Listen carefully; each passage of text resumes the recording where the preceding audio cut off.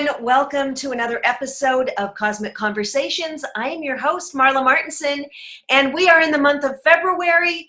Valentine's Day's coming. It's the month of love. So I'm here with my good friend, Susan Allan, to talk love and give you some tips on how to make your dating life better. Hey, Susan, how you doing? Fabulous. Wonderful to see you. Yes, we are going to have some fun. So first of all, if you guys don't know us, which how could you not know us if you've been watching the YouTube channel? We've been doing a lot of these videos and podcasts over the last couple of years, but I'm a matchmaker. I've been a matchmaker for 18 years now. My clientele is high-end men who want beautiful women inside and out, sweet, not low drama or no drama, women to settle down with. And I work with guys all over the country. Women, you can join my database for free. So contact me at my website, which is flashing up on the screen. If you want to be included in my database for matchmaking. And Susan's going to tell you about herself. Okay. And Marla is fabulous. I know because I've worked with some of her clients, both men and women that she finds to meet the guys. And Marla, you are a gem. You are the world's greatest matchmaker, honestly. You. Yeah, true. Now, I've been doing this for 21 years. I am a relationship specialist, and it boils down to communication. I'm a mediator, and in relationships, you want to avoid arguments, and I teach you how to do that. And, you know, the important part is I can teach you how to date if you're not someone who's an appropriate person in Marla's database. So I teach you how to find that man, find that woman online. I teach you how to magnetize them, make them adore you, make them not want to live without you. I teach you, if you're a woman, how to motivate him to propose on one knee with a beautiful ring. And then I teach you how to motivate him so that you set the date and you marry and you have not just the Cinderella story, but the happily ever after. Because happily ever after depends on tools and skills, all included in my HeartSpace system. And my website, heartspacesolutions.com, is, of course, going to show up in your show notes. And I offer a free 1-hour phone consultation. Anybody who can call me, I work with people all over the world. So all over the country and all over the world. And a client just got married last month. Her mom, another client, is getting married in May. I have lots and lots of clients who get married and stay married. Yeah, it's beautiful. And it's so interesting, Susan, because we're just so used to just kind of throwing something on the wall and seeing if it sticks when it comes to dating. No. And just, winging it. Oh. And it takes skills. It takes skills because I've been divorced a couple times, married now, but you know, you're just like, oh, this guy seems pretty good. And then, you know, we don't have the skills to really know what, if they were good in the first place or, you know, if we should stay with them. So our topic today, you guys, is 5 tips to always having a man ask you out again. So this is focused to the ladies. And the reason I wanted to do this with Susan is because she's got some great tips on this. And I, as a matchmaker, get the feedback after dates and the women often, or because I do readings, I do intuitive readings, card readings, angel readings. Actually, I pulled a card for us all today, an angel reading, Leap of Faith. Look at that angel just up.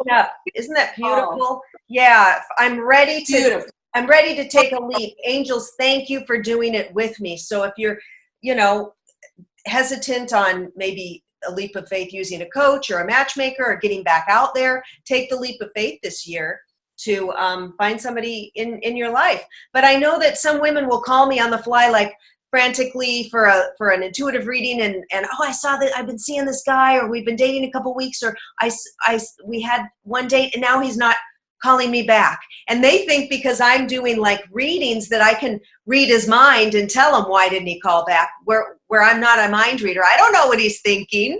But Susan, you've got some tips and some insight to why these guys might not be calling back and how to make it so you have a better chance that they will, if you like them.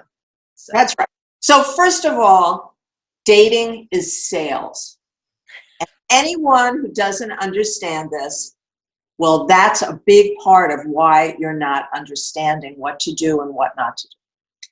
Sales is not about picking up the phone, cold call. That's what a lot of people do in dating. So it's all about preparation. You don't get involved with somebody until you know who he is and you have proof that he really is who he says he is. Mm-hmm. So all of the tips are about preparation. The first one is you have to do your due diligence as you would before any sales call. You're not going to call a company, let's say it's Boeing, and treat them exactly the same way you're going to treat Martha Stewart. You're going to be very, very specific. Are these facts and figures people like Boeing, aeronautics, or are these touchy-feely visual people? Martha Stewart is just an example. So is this guy a financial manager? Then he's going to be a practical, fact-based guy, more or less. Or is this guy a musician or an artist? So that's a right brain person. It's essential that you understand who it is you say you want to go out with. He's expecting you to be interested in him. That's number one. Now, they're not necessarily in order. Right. If you're not interested in him, maybe you go out on the date for practice, but you got to pretend to be interested in him. Mm-hmm. Do you want me to tell you all five? Yeah. Why do you have to pretend to be interested? Is this just... Don't even go otherwise, because one of the tips you must follow in the preparation, which is all five of these today, is you have to be interested in the man. That's a key of what he's looking for. Interested means you took the time to read about him on LinkedIn, or you Googled him, or you Facebooked him. You're not stalking him. You're finding out who it is you're spending an evening with, or finding out who it is you're even going to have a phone call with. I advise my clients to do their research the minute they have their first email exchange on a dating site. The minute that you tell somebody, I can get you a date with so-and-so, and you send them. Okay, I have a question. So I totally get that if you're meeting somebody online or you're going to meet somebody, you want to do that. Now with me, since I've met them, a lot of times I've been to their homes, they're vetted. We don't encourage the people to Google each other, because you know what happens? Right. They find something on the internet, like a bad angle of a photo or something, and say, oh, they're not my type, I'm not going to meet them. So we're like, don't Google, just... But the data. So they still have to check with you. Who is he? What does he do for a living? What part of the world does he live in? So you have to do your data. Okay. Now, if you tell me, which you just did, you told all of us, that one of the challenges you have is that women already have one foot out the door. Or men as well, but we're talking about women today, but yeah. One foot out the door. Then you just need to know, and you and I have talked for years, we're friends, that's someone who's unlikely to find a partner, because they're not in that leap of faith state. Yeah. Already in the probably won't work, I don't know, I'm not sure if I want to. Now, if you tell a woman that you've got a man who is smart, successful, nice, he lives in a lovely home, he's a reasonable height, he's a reasonable weight, he has a nice face, he's warm and friendly, that should be enough for a woman to say, great, let's go. Yes. And conversely, if you say to a man, look, she's a lovely woman, she's very kind, her weight is great, she knows how to dress, she's got a very, very attractive face, she's got these other attributes you're looking for, that's enough for somebody to say, thank you, Marla, and fix the date. When they don't, that's usually when you and I talk about how to get the person over the hump. But that is a hump. Mm-hmm. So we're really addressing this to people who are interested in dating. Exactly. Interested in finding their partner. So, cool. Okay, so what's the, so that was number one. What's number two? Number two is the physical preparation. If you're somebody who's decided that you want to have a relationship this year, You've got to have your weight where it needs to be, or within 5 or so pounds.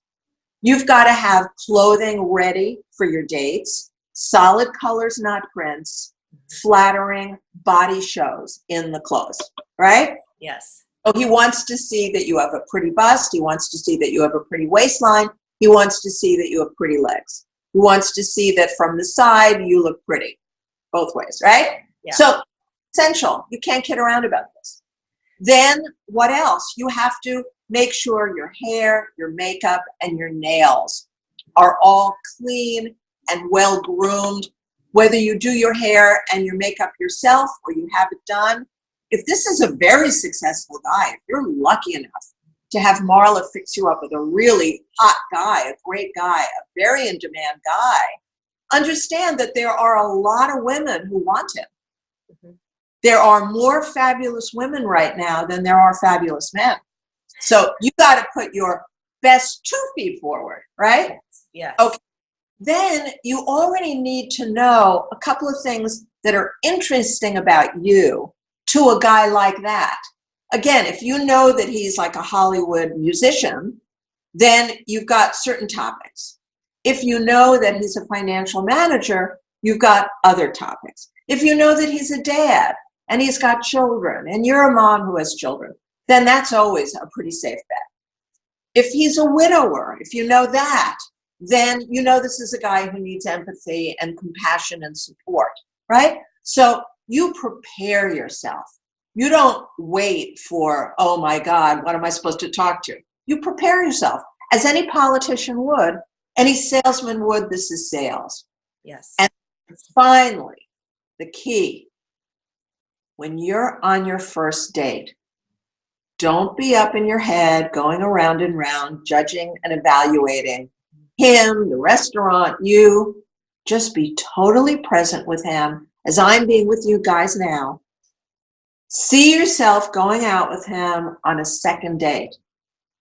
Only after you leave that date and go home can you have the conversation with yourself about whether it's an appropriate guy to go out with a second time or not. Oh, great. Not deciding right then and there. Right. Never, Exactly. never. Okay.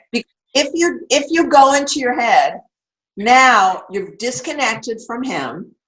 Yeah. This is that addiction you have, whether you realize it or not, judging yourself and other people. It's an addiction. Yes. And when you meet a guy, when Marla introduces you to the next guy, maybe who's perfect for you, if you haven't broken yourself of that really dangerous habit, now you're going to be judging and evaluating one or both of you. Even if he comes out, wow, I want to date him again, you're going to go into, oh, maybe I'm not good enough.